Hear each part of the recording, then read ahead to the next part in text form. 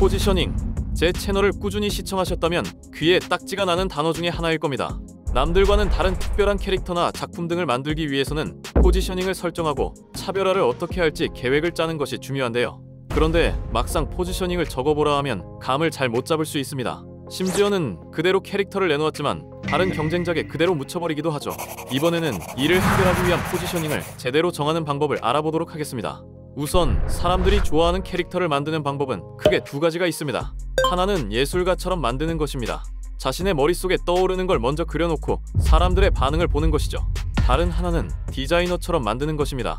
자기가 그리고 싶어하는 것보다는 남들이 어떤 것을 좋아하는지를 먼저 알아본 다음에 그걸 토대로 그리는 것입니다. 이 둘의 차이는 내가 원하는 것을 먼저 고려하느냐, 남들이 원하는 것을 먼저 고려하느냐의 차이입니다. 하지만 캐릭터를 어떻게 만들든 우리는 결국 그걸 봐주는 사람들이 누구인지 신경 쓰게 됩니다. 특히 애니메이션이나 게임처럼 상업적인 경우는 더욱 그렇죠. 그러면 자신의 캐릭터가 누구를 위한 것이며 어떤 가치를 제공할 것인지를 정하는 것이 필요한데요. 이를 STP 분석이라 합니다. 일반적으로 STP는 브랜드를 본격적으로 만들기 전에 사용하는 마케팅 전략을 의미합니다. S는 자신의 작품을 봐줄 소비자들을 대략적인 그룹으로 나누는 것입니다. 그리고 T는 그러한 그룹 중에 가장 적합한 목표 시장을 고르는 것이죠.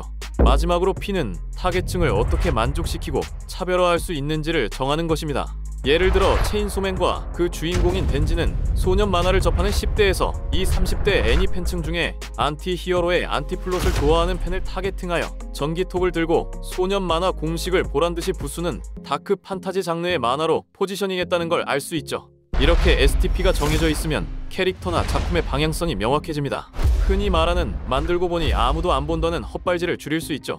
이제 이러한 STP가 정확히 무엇인지 구체적으로 알려드리겠습니다. 세그멘테이션은 인구 통계학적, 지리적, 심리적, 행동적 이렇게 네 가지 방식으로 나눌 수 있습니다. 이때 나이와 성별로 기본적인 방향을 정하고 국가나 지역에 따라 어떤 문화를 가져올지 문화적 레퍼런스를 정하며 선호하는 장르나 카테고리 등을 보면 어떤 콘텐츠로 할지 정할 수 있습니다. 그리고 어떤 사람이 어떤 장르의 캐릭터를 무엇을 통해 소비할까라는 인사이트를 얻을 수 있죠. 타겟팅은 어려울 것 없습니다. 앞서 나눈 세그멘테이션을 적절히 조합하면 됩니다. 한마디로 내가 주로 공략할 사람이 누구인지를 세세하게 정하는 단계라 할 수 있습니다. 그냥 20대가 아니라 판타지 모험 장르를 좋아하는 20대를 타겟팅한다고 하면 확실히 어떤 느낌인지 분명해지죠. 원시는 오픈월드 게임을 즐기고 싶은 사람들을 타겟팅했고, 조조는 기묘한 전개에 끌리는 조조러들을 타겟팅했으며, 데스노트는 비현실적인 듯 현실적인 느낌을 좋아하는 사람을 타겟팅하듯이 말이죠. 그렇게 해서 포지셔닝을 분명히 정하는 것이 매우 중요합니다. 그러나 타깃층을 어떻게 만족시킬지는 진짜 정해진 답이나 공식이 없습니다. 이를테면 같은 판타지 장르라고 해도 리제로, 소아온, 프리렌, 페이트, 진격거, 전생슬 등이 모두 다른 매력을 지니고 있죠. 그렇기 때문에 포지셔닝을 정할 때 비전을 명확히 하고 경쟁 조사를 철저히 해야 합니다. 안 그러면 분석이 어중간해지고 결과가 어영부영 나오게 됩니다. 최악의 경우는 이미 나와 있는 디자인에 끌려다니면서 이도저도 아닌 게 나올 수도 있죠. 자신이 하고자 하는 것이 무엇인지조차 명확하지 않고 무엇과 경쟁해야 하는지도 모르는 상태에서 포지셔닝을 정하라고 하는 건 마치 식재료도 요리 도구도 없이 요리하라는 것과 마찬가지입니다. 그러면 좋은 포지셔닝은 어떻게 만들 수 있을까요? 크게 세 가지를 고려하면 됩니다. 첫째, 소비자가 바로 이해할 수 있어야 합니다. 캐릭터를 설명했을 때 아, 이런 캐릭터구나 하고 단번에 와닿아야 한다는 거죠. 둘째, 경쟁작과 명확히 구분되어야 합니다. 경쟁작과 똑같은 타겟층을 노려도 되지만 대신 하위 호환 느낌이 드는 것은 피해야 합니다. 셋째, 자신의 비전과 어긋나지 않아야 합니다. 캐릭터의 포지셔닝은 결국 작가 본인의 철학과 작품 전체의 방향성 안에서 정해지니까요. 자, 이걸로 포지셔닝을 어떻게 정해야 할지 감이 잡히셨나요? 아닌가요? 아직 어려우신가요? 그러면 제가 특별히 알고 있는 비법을 하나 설명해 드리겠습니다. 이 방법을 제대로 아는 사람은 거의 없을 거예요. 페르소나라고 들어보셨나요? 아니요, 애니 시리즈 말고요. 여기서 말하는 페르소나는 바로 타겟층을 대표하는 인물을 가리키는 말입니다. 실제로 가서 인터뷰해도 되고 아니면 가상으로 지어도 크게 문제될 건 없죠. 막상 타겟팅은 끝냈는데 포지셔닝에서 막히는 경우가 많을 텐데요. 이때 페르소나를 설정하는 것으로 문제를 직관적으로 풀어갈 수 있습니다. 평소에 웹툰을 즐겨보는 대학생 A, 퇴근하고 나면 밀린 드라마 몰아보는 직장인 B, 석호 같은 애니 행사 자주 나가는 청년 C, 이런 것 하나하나가 페르소나가 될 수 있습니다. 페르소나를 정했다면 먼저 이들을 이해하는 것이 필요합니다. 이름부터 시작해서 좋아하는 것이나 취미, 습관 등 기본적인 것부터 생활 패턴에 따라 기분 같은 것이 어떻게 바뀌는지를 파악하는 것이죠.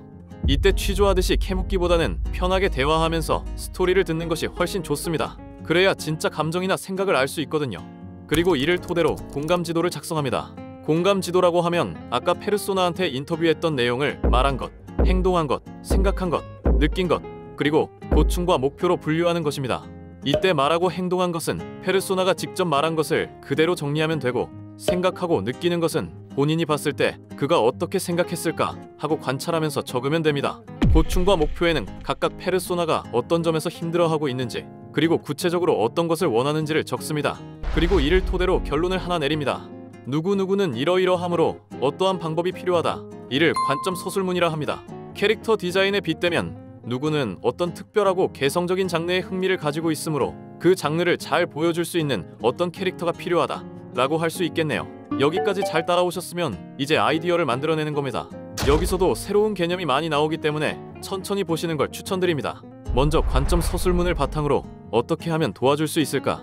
또는 어떤 캐릭터를 보여주면 만족할 수 있을까? 같은 질문을 스스로에게 던집니다.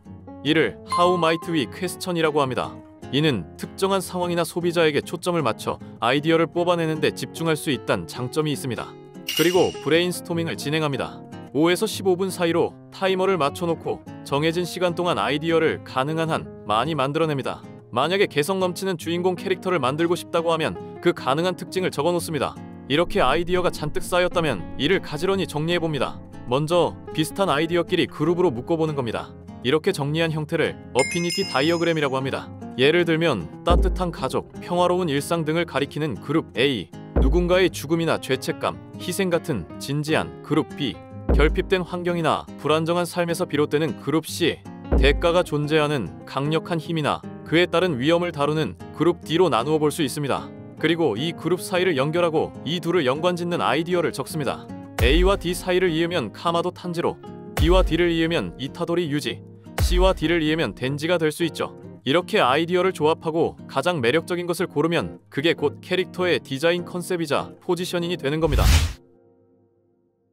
여기까지 STP와 페르소나에 대해 알아보았습니다. 페르소나를 다루는 부분은 실제로 전공 수업에서 가르치는 디자인 싱킹의 일부입니다. 타겟과 공감하고 문제를 정의하며 그걸 해결할 수 있는 아이디어를 만드는 것이죠. 이후에는 포지셔닝에 따라 실제로 캐릭터나 작품을 만드는 단계로 넘어갑니다. 이렇게 포지셔닝을 정할 수 있냐 없냐에 따라 기획의 성공과 실패가 갈립니다. 이 영상을 계속 돌려보고 STP 개념을 잘 익힌다면 지금 보고 계신 여러분도 소비자의 니즈를 꿰뚫는 좋은 디자이너가 될 수 있습니다. 반면 포지셔닝도 없이 무작정 예쁘기만 한 걸 만들면 언젠가 이 친구처럼 나나미에게 혼나게 될 겁니다. 이번에 영상 보면서 궁금하거나 잘 이해가 되지 않은 부분이 있을까요? 댓글 남겨주시면 다음 콘텐츠 제작에 큰 도움이 됩니다. 이 영상이 도움이 되셨다면 구독, 좋아요, 알림 설정 해주시면 감사하겠습니다.